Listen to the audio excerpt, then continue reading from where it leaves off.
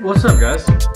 So today we're going to be talking about something that's been on the market recently that kind of hit pretty big.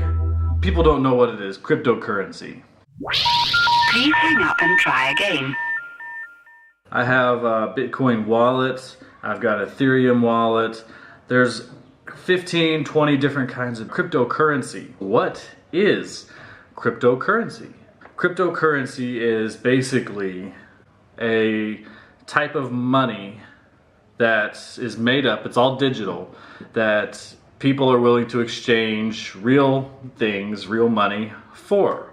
It's safe and it's also not safe. It's got its pros and cons. So it's basically like real money, but it's fake money. What is money anyways? Like $1 or $100? What is $100? What is $100 anyways? It's nothing. It's not even really anything. It's just paper. Now, a lot of people are sort of scared or skeptics about using cryptocurrency. They feel like they don't know enough about it. They could get scammed. They could lose their real money. People spend exorbitant amounts of money on the stupidest things that I don't even see why it would be an issue. Oh, I don't want to invest in that. I'm scared to invest in that. Well, what other things have you invested in? Well, I don't have any other investments. You go spend this much money on Christmas presents that are not investments, but you're scared to, I don't know enough about it. I'm not gonna make that decision because that's a... No, God! No, God, please, no! No! No! No! That's a cop-out.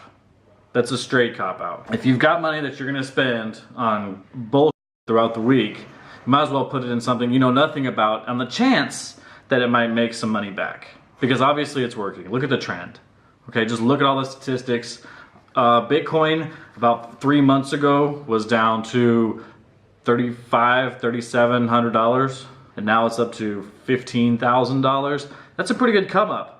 So if I asked you 3 months ago, would you buy this Bitcoin? I have some Bitcoin, I'm looking at selling it. Would you buy that? Oh, now you would say, yeah, but at the time you're gonna say, oh, hell no. That sounds sketchy. That sounds like a scam. It sounds like, now I'm not an expert on cryptocurrency by any means. Okay, so I'm gonna put that out there.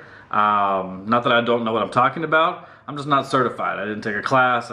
I read a lot, did a lot of research on this because I wanna know what is this that I'm gonna be possibly buying into. Right? So since all of you probably didn't want to do all that, I did that, so you don't have to. So I can explain this to you in layman's terms because that's how I understand. I'm not like the smartest guy. You download a wallet. It's all digital, right? So you go on your phone, you go on your laptop, you download a type of wallet. These wallets are free. Ethereum wallet is free. Bitcoin wallet is free. Bitcoin wallet also uses Bitcoin Cash. There's a lot of different kinds of cryptocurrencies. Which one's the right one? Which one should I do? Which one should, I only have this much, I can't afford a whole Bitcoin, da-da-da. Well, 1 penny invested with the possibility of losing it or making some is better than 0 money invested, okay? You download the wallet, you go on the market, and you buy cryptocurrency from someone who is selling cryptocurrency. So it's all user to user based. It's not, this company has Bitcoin, you're not buying this company or buying stocks and shares, none of that. You buy cryptocurrency from someone who already have Bitcoin, okay? Now, the system is sort of designed like this. Imagine for a second that you are in charge of the task of inventing money. But you get this task today, not in the 12th century when money was initially invented. You're basically asked to find a way for people to exchange an agreed value between one another. I know it's hard, but try to think. If this was done today, would we really be using metal coins and paper for this? Perhaps we can find a better way? What if we wrote down somewhere, maybe in an electronic ledger, what value each person has? This way, we can keep track of how much value each person can spend. So if I, for example, do some work for you, you would probably give me some of your value in exchange. Let's name this value Bitcoin. But how will people be defined in this ledger? I mean, How will someone send me value or bitcoins? I guess we will have to give each person a unique identifier or address. We will keep track of which address or person holds which value. These addresses are known as wallets. So we've decided to write down in our ledger which address or wallet holds which amount of value. This ledger is called the blockchain, and it keeps all of the transactions from the beginning of time. Now it's time to make sure that everyone follows the rules. How can we do this? How can we ensure that no one cheats and says that their address has more value than what they actually own? I know. We'll spread this ledger around to tens of thousands of people, so whenever someone wants to transfer some of his value in order to get something, we can check to see if his story adds up to what everyone else thinks. If he's good for his value, we will let him spend it. But why would these people want to carry this ledger on their computer? And who has time to verify all of this each time a transaction is made? Well, what if we rewarded people who did this with value? Hence, the miners were born. Tens of thousands of people who get paid in bitcoins for going through the ledger, making sure that everything is in order and that no one is cheating, including themselves. You've just invented a modern solution for money, and that's exactly what Bitcoin is. A digital, decentralized currency. So if that makes any sense, that's actually how Bitcoin works. Now, what about miners? How do miners work? How is their Bitcoin being created out of thin air and all this stuff? That's what confuses me. I don't understand.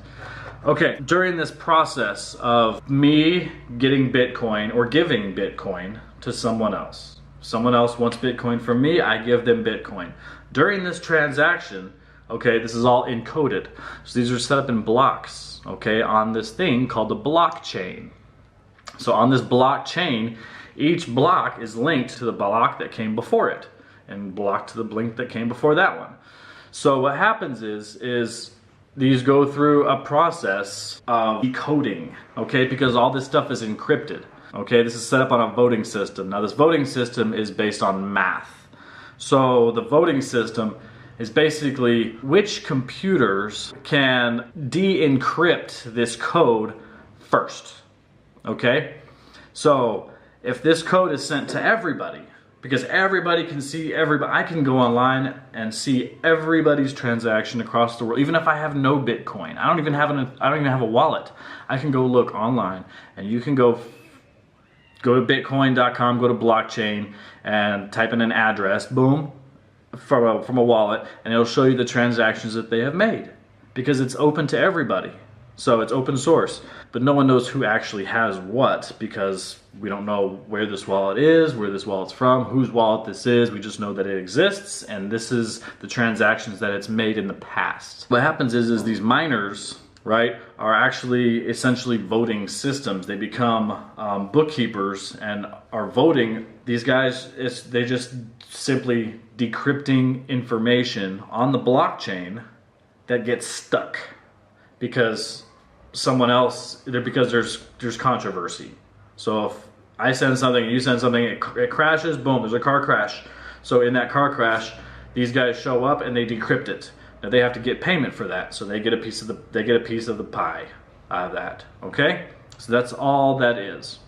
So this voting system is based on these, basically all these systems that say, okay, I've got this decrypted. Now do you have that same thing decrypted? If they do, then it comes back and they agree, okay? So if these ones, this one, all agree, and it's 5-4, that's basically how cryptocurrency works. Is it safe? Yes. What makes the profits, what makes it go up and down? Well, the market. How many people are buying? Supply and demand, okay? There's only so many of these created, of Bitcoins or Ethereum coins. There's only so much of these created. So what makes them valuable is people buying into them and using them to trade. That's basically how it works. Yeah, simple as that.